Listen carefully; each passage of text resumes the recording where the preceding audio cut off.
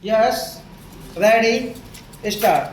We have gone through political revolution in this country and become independent. We are going through a process of economic change.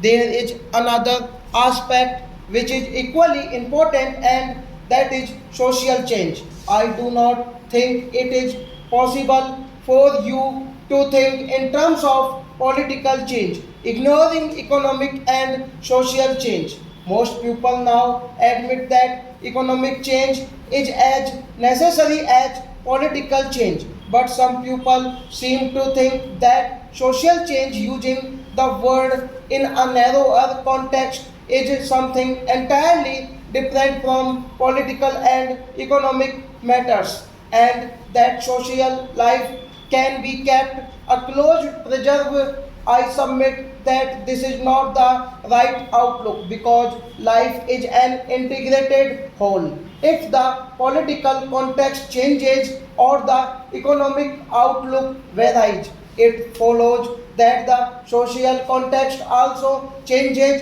whether you wish it or not. Therefore, a true revolution in a country must take into account all the three aspects together.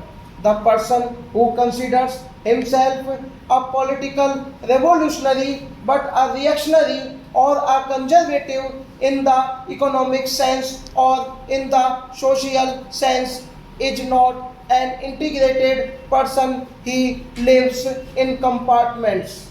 Take the problem of untouchability. I cannot quote the sacred books, but many people hold that the sacred books enjoined it on them. Nevertheless, we came to the conclusion long ago that it must be done away with, not only because it was unjust, but as Gandhiji repeatedly said, for the very survival of Hindu society. That is to say, this important social change became essential even from the narrower point of view of Hindu society itself. That manner of thinking has to be applied to other problems of human relationships as well. After all, the biggest problems of the world are human relationships, whether of one individual with another, or an individual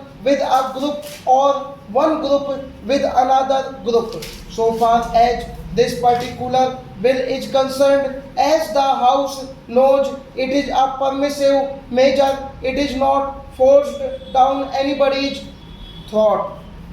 It is essential to have permissive measures as a halfway course which will lead to other measures. I do not propose to say anything about the closage of the bill. I think that as the bill has emerged from the councils of states, it would be desirable to make alterations or amendments only here and there, not in regard to any big principles. This is not, we all know, any kind of a party measure. It is a measure affecting all of us. The bill concerned not merely Hindus, for it is a permissive measure which anybody can take advantage of. Stop.